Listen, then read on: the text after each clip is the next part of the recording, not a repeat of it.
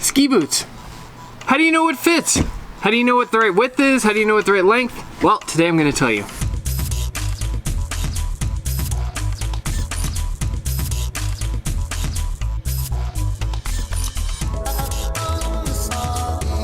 Hey, this is Elliot with Rickety Ski Reviews, and today I am going to show you how to properly fit a ski boot. Now, to give you some background, I've worked at ski shops for probably like 4 or 5 years total, just in between high school and college, so I have experience fitting ski boots. I'm just going to give you kind of the basic tools today on how to fit a ski boot so that you could go to a ski swap and figure out what's approximately the right size. Now, if there's an expert available and they're able to show you like a really perfect fit, absolutely go with them. But for a lot of people, if you're just going to ski swap and you're on your own and it's kind of busy, I'm going to give you the tools to know how to do the basic fitting for a ski boot. Now, there are 3 main measurements that you're kind of looking for when it comes to fitting your boot. One is the length of the boot, making sure that that fits. The other is stiffness. Is it either too soft or too rigid? And the last one is width. What kind of cut of boot fits your type of foot? So we're going to go through all of those, but those are the 3 basic things you're going to be looking for to making sure you get the right boot fit for your foot.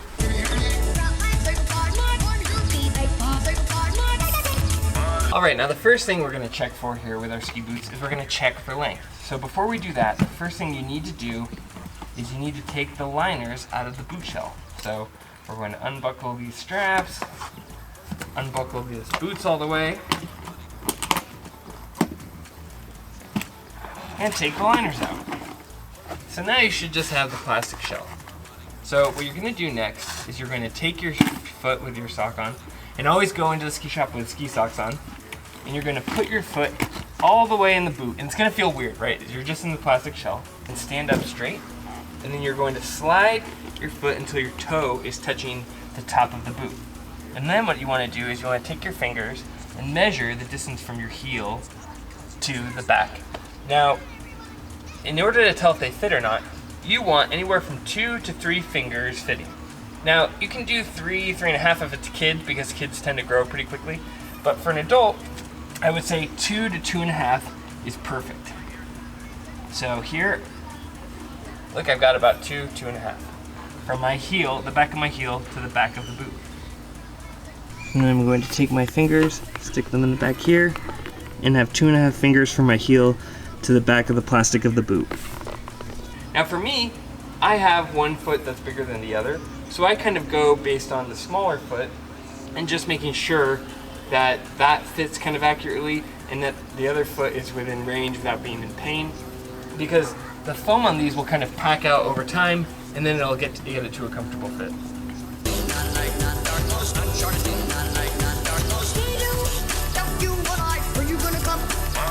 Now the next thing we're going to be looking at is flex. Now when I'm flexing, I want to have a nice healthy flex. You don't want to flex so much that your heel goes over the toe, because then you're really not getting anything out of the boot reactionary wise. But you also don't want to have it be too stiff, because then you're not going to be able to flex the boot at all and get any leverage. So it's kind of a healthy medium. What you want to be able to do is flex your boot in such a way that your knees go just slightly past your toes when you're flexing. And here, I'll show you. The flex, the way that you measure that is you just put the boot on normally with the liner in it. You're going to buckle it up. Now, since it's summer, I'm going to buckle it a little bit tighter than I normally would, just because, you know, the sun's coming down and the plastic is a little bit more malleable than it normally is. So I'm going to kind of try to counteract that by having them buckled up a little bit more than I usually do. Got my strap on here. Okay. And for this, for testing the flex, you want to make sure you have both boots on. That's really important, because you know you're not skiing on one ski, so all of your weight on one boot doesn't really show you an accurate portrayal of what it's like. So here we go. The other thing is, if you're a racer and you're coming into trying on boots, remember that the numbers are not the same for race boots. So definitely try them on. Make sure you get a good feel. The numbers are like a 120 in a race boot is not the same as a 120 in a recreational boot. Now what I want to do is I'm going to flex my boot, both at the same time, and I want my knees to be able to kind of flex here comfortably, but I don't want them to be so loose that I can easily flex over the top and fall over. All right, I want to feel some spring back, so I flex. They get about to my toes, where my knees are over my toes, and then they kind of want to recoil back. That's a good, healthy flex in a boot. What you also don't want to have is you don't want to have it be too stiff, where you can't actually flex over the toe of the boot, where you're kind of stuck here and you're flexing as hard as you can. That means that you're not going to get your knee to a healthy point where you can create leverage and change the shape of your ski. So you want to have it good where you can kind of flex it maybe over your toe, maybe a little bit past your toe before it recoils. So that is a good, healthy flex. A lot of times people will let the flex of their boot kind of get into their ego. Don't do that. Just go with what works for you based on where you're at. You can always get different boots later. Make sure your boots fit for how you are right now. I've got my knee, from my perspective, over the toe, but it's pushing back and kind of wanting to give me recoil. So that's a nice, healthy flex. When you're flexing the boot, it kind of changes the position of your foot so that your toe is no longer on the front of the boot, but also it shouldn't flex so much that your heel actually comes off of the ground. So those are good ways to ensure that you have the proper fit on your boot. Falling with style. The last thing to consider too is the fit, as far as the width go. So now this is totally brand to brand dependent. I know just from experience that Lang tends to fit my foot. It's the same kind of as running shoes, right? You figure out what fits for your foot, and a lot of that is just walking around feeling it, but you'll feel pretty instantly because the ski boots are so kind of rigid, whether or not they're the right width or the right shape for your foot. When it comes to fit of your boot, right, as far as like width goes or comfort, that is 100% going to be kind of on you to feel out. So take your time, walk around in the store, wear them for a while, make sure that they feel comfortable, because again, your ski boots are your most important piece of equipment. So just make sure that it feels good to you, and if you're not sure, try on other boots. Get a variety so that you can kind of test those against each other. Again, it's a lot like shoes. Different boot brands fit different types of feet. So just try on a bunch of different boots and make sure that the fit feels good for your foot. And there's no real 100% way. I've noticed that for myself personally, I have kind of a narrow foot and Lang boots tend to fit. So like I like Brooks, New Balance, Nike shoes, and Lang tends to fit my foot, but it's not universal. Go on and really try them out if you don't have any experience in that. If you do know, then you can, kind of go off of that and stick to what you like. So now you have a basic idea of how to fit your ski boot. I know a lot of people where they're just trying to get into skiing or they're trying to try it out, and honestly, ski swaps are the best way to do that. But ski swaps can be kind of hit or miss. Sometimes there's volunteers there that do a great job and they'll help fit you for a boot, but a lot of it is just knowing the basics, like the basics of, okay, how do I fit the length, how do I understand the fit for flex, and how do I understand the fit for width. And there's a lot of customization that can happen after the fact with adjusting the buckles so that you maybe have more room if you have larger calves, things like that. But really, I just want to enable you, if you're going out there and you're going to a ski swap, how do you understand the basics of if your ski boots fit? Or, if your children have grown out of their boots and you want to check if they still fit, well, you can do that from home. So hopefully that helps you. I always am a big advocate for ski boots because I really think it's the most important piece of gear that you can buy, because they really control your connection to the snow. But also, if your ski boots are uncomfortable, you're not going to ski the whole day. You're only going to ski for part of the day. Because let's be honest, if your ski boots don't fit and they're not comfortable, you're not going to stay on the hill all day. And that's going to prevent you from getting better or even just enjoying the sport. So really take the time to make sure you get ski boots that you like. And now you have some tools yourself to make sure that your ski boots fit and you can try them on. And like I said before, really the way to get the best fit out of your ski boots is just taking the time and trying multiple pairs of boots to make sure that they fit right and you're finding what you like. And if they don't have a boot you like at that store, move on, go to a different one. You don't have to get something right that second. For the more experienced skiers, if you know, like, hey, I like this Lang fit and it fits pretty well, I will admit I ordered my last pair of boots from Evo, but that's because I spent years going and coaching up at Mount Hood or racing even up there, and I tried a lot of different ski boots and I know what fits and what doesn't, what kind of flex I like, and I had enough information that I could order something, and even then I was kind of, clutching my pearls saying, oh God, I hope they fit right. So with something like that, usually you can send that back if it doesn't fit, if it's really terrible. But it took me a long time to get there, maybe a decade of trying different boots and knowing what I like. So if you don't, that's okay. Try different things, get some experience, and make sure you get the boot that fits right for you. So now let's do questions and answers. So on my Vocal M6 Mantra review, Darren Smith 2458 says, I was really looking forward to a review of these skis. I think your favorite ski is the Atomic 88 Ti. That's true. So wider ski to have an 8 out of 10 is pretty good. I tested the 102 width and it was easy to turn and really floaty. I think the best thing for me to get a pair of these before I buy, I do want to get on some Atomic 95 TIs just to compare it with these. Can you give me a comparison? Absolutely. I gave the M6 Vocal M6 Mantras an 8 out of 10. I like those skis a lot. And then I can compare them to the Atomics. So they're both, just out of the gate, they're both really nice skis. They're kind of just designed differently. So it just depends on what kind of skier you are. Honestly, if you are somebody who loves to carve, you like to have contact with your edge at all points in the turn, and really what you love is kind of the finesse of carving a turn and building energy and releasing it, I don't think there's a better ski out there than the Atomic Maverick. At least nothing that I've tried. So my recommendation absolutely would be the Atomic. However, the Vocals aren't a worse ski, they're just kind of a different ski. The Vocals are a little bit wider, they're gonna kind of cut through the crud a little bit better. So what's the difference between the Vocal M6 Mantra and the Atomic Maverick? So the Atomic Maverick is a little bit more focused on building pressure in the tip and then releasing energy kind of in the middle of the turn. It's really a ski if you're edge to edge all the time, you love carving and that's what you want to feel. Whereas the Vocal M6 Mantra is a little bit more kind of like you're building pressure and then a lot of your turn, getting the perfect turn, comes from your body shape, right? So in my review I said I feel like I kind of need to tilt my hips a little bit more, and that's not a bad thing. I would say if you're somebody who likes to go in the woods, you're kind of in adverse conditions, the Vocal M6 Mantra is great. And on top of that, it does a great job carving too on the flats. It's just not as great of a carving experience as the Atomic. So I would say if you're somebody who likes to go out when the weather's bad, you're constantly in the woods and you're really kind of only going on the groom runs sometimes, go for the Vocal M6 Mantra. That's a nice ski.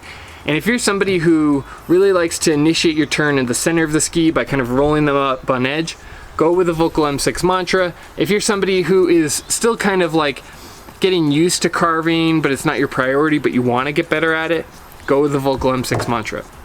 If you are somebody who really is picky and cares about the carving, go with the Atomic. If you're somebody who wants a little bit lighter ski when you get into the woods, go with the Atomic Maverick. They're a TI ski, but they feel much lighter than the M6 Mantras, where the M6 Mantras feel very beefy, but when you get into adverse snow, that's a good thing. If you're somebody who really likes initiating your turns on the tips of the skis, go with the Atomic Maverick. So both very good skis, and honestly, if you end up with either of them, you're not gonna be upset. But if you wanna prioritize carving over skiing in the woods, I would go with the Atomic Maverick. If you wanna prioritize, you know, building pressure on your tip of the ski versus the middle of the ski, go with the Atomic. If you're somebody who likes energy in the middle of the ski, go with the Vocal M6 Mantra. So I hope that helps. It's really hard to, you know, kind of do some guesswork on what kind of skier you are, but honestly, if I was stuck with either of those skis, I'd be happy for the day. So I think you're on a great path and you've eliminated it down to 2 really great skis. And from there, it's just, you know, kind of pick apart what I've said and pick what your priorities are for what you want out of a ski. So Darren, thanks so much for the comment. I hope that helps. Love seeing your comments on all these videos, so thanks so much. All right, Luke Witrovich 4217 says, good call on the 106. I was wondering why not go up to the blank, but I think one can get more out of the 106. It works well for more conditions. I have the Salomon QST 99 and I love it. Occasionally I wish I had something wider for big powder days, but there are few and far between. My 99 does great in moderate powder, but excels once it's been chopped up. I think you'll see the same with the 106. So this is a comment on my Ski of the Year video for 2023. Luke, thanks so much for the comment. So the reason I got the Salomon QST 106 instead of the blank came down to a few things. So I demoed and reviewed the Salomon QST 98, and you can see that video if you go into my channel. And really the reason I did that was because jumping from a 98 to a 106 isn't a huge jump, and I felt like I could get that same kind of shape out of the ski. I could tell it had a similar shape. So I took a little bit of a leap of faith and got the 106 instead of the 98. And the reason for that is based on what I already had. So I have the Atomic Maverick 88 Ti. Again, that was my other Ski of the Year. And I love that for carving, but when it gets into the powder, once you get more than a couple feet of snow, it can be a little narrow for that kind of powder. So I wanted something that gave me a little bit more variety. Now, if I was only buying one pair of skis, probably would go with the QST 98 just because it has so much diversity. But because I was looking kind of for specifically a powder ski, that's why I went with the 106. Now, why did I go with the blank? I guess it was just a little bit more of a stretch than what I wanted to reach out for, because when I looked at the shape of the blanks, it had a little bit less of that bulge kind of in the midpoint of the tip of the ski. And I really just wanted to have a ski that was going to give me the shape of the 98 that I liked, but just a little bit more flotation. And I wasn't quite ready to go all the way for the blank. And also because I like carving on skis, and having something that wide all the time really makes it hard. So I was kind of looking for a sweet spot of, this will be great on the powder, but if I want to take it for a couple groomers, I can, and I'll still have that shape that I really like. So thank you so much for the comment, and also, yeah, I'm glad you like your QST 98s. Those are great skis. I really think that Salomon is doing something special with, you know, the shape of the ski, because it's new, it's fresh, it's something I haven't seen before, so great comment, thanks so much. All right, Nico says on the Vocal Deacon 79 review, nice input. What weird place are you skiing, man? Question mark. Yeah, that's a great question, Nikos. So I was skiing up at Mount Hood, Oregon, where they have a what's called a snow bowl glacier. Basically what it means is when they get a lot of snow, there's a big bowl, and the snow kind of packs down throughout the year, and they can't even ski on it on the winter because it's too much snow. But basically when you have that much snow, it insulates itself, and you can ski through, depending on the winter, or you can ski in the summer anywhere from July to August. So I coached for many years ski camps up there. There's a lot of US ski team guys that go up there. And so I had this offer from Atomic because all of the ski companies send their reps up there. And the Atomic guy, Kaz, shout out to Kaz, he said, hey, I've got these skis for next year if you want to try them. So yeah, I was able to ski in the summer. It is kind of weird, and it feels weird to come down into town and it'll be like summer at some parts. When I used to coach up there, you would have rafting in the afternoon and skiing in the morning. Very weird, but a cool place to test out some of next year's skis. So from the Vocal Deacon video, Urban Runoff says, rented their previous model ones before they did the Deacons, and I felt the same way. I hear good things about their top of the line Deacons though. Oh, that's good to know. I didn't realize there were different Deacons. I'll definitely have to check those out. You know, I didn't get into the main video for the Deacon review because I had a lot of issues with the wind. Even with this wind buff I have on my camera, it was still so windy that I had to cut it out. But I felt like the Vocal Deacons were very aggressive on the front. Like, they were like sport cars in the front and horse and buggy in the back. It was so weird. It was like, it felt really good on the front. You could get a really aggressive turn, and then as soon as you like got any energy in the tails, it just totally washed out, didn't want you to be there. It would kind of eject you from the turn. Super bizarre. I get, you know, I think I said in the review that it feels like that's something for somebody who's used to straight skis and is trying to transition into carving and they don't want the whole arc, but it was so weird. Like I said, race car in the front, horse and buggy in the back. And what's very funny is I had someone close to me say, oh, that's my ski, and I go, oh god, don't watch this video. So yeah, a very interesting ski. I'm glad I tried it. It was kind of different than most things I've tried, but yeah, that's kind of my review of them. All right, this comment comes from my Atomic Maverick 88 Ti review. Heavy Metal Skiing says, love that name by the way. Heavy Metal Skiing says, had the same experience with the Maverick 86C, was not expecting anything as I got an end of the year sale, so even with the relatively large radius of 18 meters, they were incredible carvers. Then I demoed the Stokely Monroe AR. Wow, those are on another level of carving. Too stiff for moguls, but the edge hold was unreal. That's a great comment. I came from skiing Stokely Storm Riders that I had gotten from a ski swap years ago, and those are very stiff skis. I would challenge you to try the Maverick 88 Ti or the 95 Ti, because I think that you'll find that switching over to the Ti from the 86C, that you'll get that same level of stiffness in carving. The Stokely Storm Riders were a great ski. Years ago, I wrote a review for them, I think back in like 2015 or something. And they were my ski of the year, the Stokely Storm Riders. When I first tried them, Stokely skis are very expensive. At the time, they were like $900 when all the other skis were like $600. Maybe they were $1,100. They were almost double what a typical pair of skis were. And I said, there's no way you can justify a ski being double. And then I tried the Storm Riders and said, okay, these can ski in the woods and they groom as well, almost as good as the best carbine skis. Since then, I've kind of moved my preference over towards some of the other skis because the Stokely Storm Riders, maybe it's an old design, but they were very heavy. So as soon as you wanted to get into the woods, you could get fatigue almost from skiing a ski that heavy all the time. I like kind of what Atomic and Salomon have done, where they're giving you kind of more stability through the shape of the ski rather than just that really thick metal. My plan for this year is to try some more Stokeleys because I do love them.